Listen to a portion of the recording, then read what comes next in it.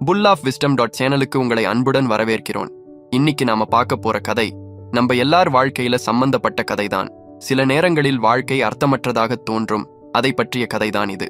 வாருங்கள் கதைக்குள் செல்லலாம். செங்கல்பட்டு நகரின் மூலைகளில் ஒன்றில் மனோகரன் என்ற பழைய புத்தக விற்பனையாளர் வசித்து வந்தார். அவரது கடை நகரத்தின் மையப்பகுதியில் இருந்து வெகு தொலைவில் பரபரப்பான சந்தடி இல்லாத இடத்தில் இருந்தது. ஆனால் மனோகரனின் கடைக்குள் நுழைந்தவர்கள் அது வேறு எந்த புத்தக கடையையும் போன்றதல்ல என்பதை உடனே உணர்வார்கள். மனோகரனின் கடை ஒரு கடை மட்டுமல்ல, கதைகளின் காவலனாகவும் இருந்தது. பழைய மனம் கமழும் புத்தகங்கள் அடுக்கடுக்காக அடுக்கி வைக்கப்பட்டிருந்த அந்த இடத்தில் காலத்தால் மறக்கப்பட்ட மந்திரங்கள் ஒளிந்தன. மனோகரன் வெறும் புத்தகங்களை விற்பவர் அல்ல, அவர் கதைகளின் சஞ்சாரி, அவற்றின் ஆன்மாக்களை புரிந்து கொள்ளும் ஞானி. ஒரு மாலை நேரம் கல்லூரி மாணவன் ரவி மனோகரனின் கடைக்குள் நுழைந்தான். கவலை தவழும் முகத்துடன் அவன் சுற்றிலும் ஒரு பார்வை பார்த்தான். எதை தேடுகிறாய்? மென்மையான குரலில் கேட்டார் மனோகரன். எனக்கு தெரியவில்லை, தோள்களை குவித்தான் ரவி. வாழ்க்கை அர்த்தமற்றதாக தோன்றுகிறது, ஏதோ ஒன்று என்னை தொலைத்து விட்டது போல் உணர்கிறேன். மனோகரன் புன்னகைத்தார். அந்த புன்னகையில் ஒருவிதமான ஞானம் ஒளிந்தது. அவன் எழுந்து பின்புறமுள்ள அறைக்கு சென்று ஒரு பழைய கைப்பட எழுதப்பட்ட ஏட்டை கொண்டு வந்தான். இதை படி என்றார் மனோகரன். இது பழைய கதை ஒன்று, ஜென் துறவி ஒருவரின் கதை. ரவி ஏட்டை வாங்கி மங்கலான மையினில் எழுதப்பட்டிருந்த வரிகளை படிக்கத் தொடங்கினான். கதை ஒரு அழகிய பூங்காவில் வாழ்ந்த மலர் கொத்தின் கதை.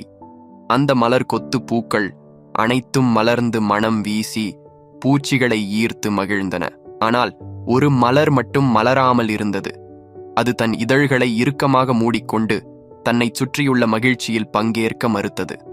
ஒரு நாள் ஒரு பூச்சி அந்த மலரிடம் வந்து, ஏன் மலர மறுக்கிறாய் என்று கேட்டது. நான் மலர்ந்தால் என் அழகு சில நாள்களில் மறைந்து நான் வாடிவிடுவேன். அந்த துன்பத்தை அனுபவிக்க விரும்பவில்லை என்றது மலர். பூச்சி சிரித்தது. மலர்வதே உன் இயல்பு. மலர்ந்து மனம் வீசி உன்னை சுற்றியுள்ள உலகத்திற்கு மகிழ்ச்சியை கொடுப்பதற்காகவே நீ பிறந்தாய். மலர்ந்து வாடிவது இயற்கை, ஆனால் மலராமலே இருந்தால் நீ எதற்காக பிறந்தாய்? அந்த வார்த்தைகள் மலரை சிந்திக்க வைத்தன. சிறிது யோசித்துவிட்டு மெதுவாக தன் இதழ்களை திறந்தது. சூரிய ஒளி அதன் மீது பட மலர்ந்து மனம் வீசி அது பூங்காவின் அழகில் இணைந்தது. ஆனால் சில நாள்களில் அது வாடி அதன் இதழ்கள் உதிர்ந்தன.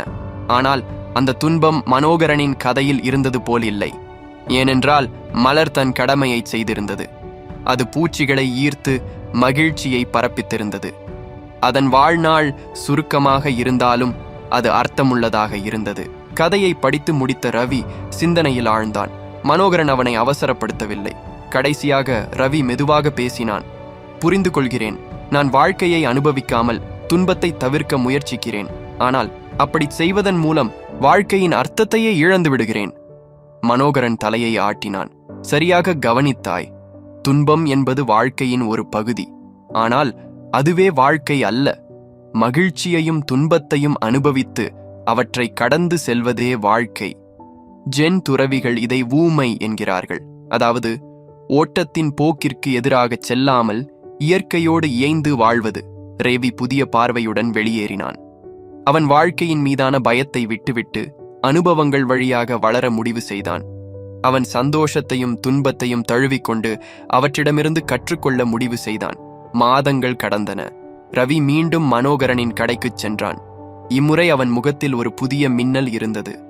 எப்படி இருக்கிறாய் என்று கேட்டார் மனோகரன். நன்றாக இருக்கிறேன், ரவி சொன்னான். இன்னும் பிரச்சனைகள் இருக்கின்றன, ஆனால் அவற்றை எதிர்கொள்ளும் வலிமை எனக்கு இருக்கிறது.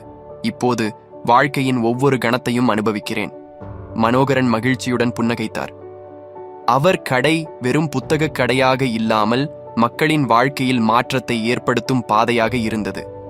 கதைகள் மூலம் அவர் மக்களுக்கு ஞானத்தை வழங்கி அவர்களின் பயணத்தில் அவர்களுக்கு துணையாக இருந்தார்.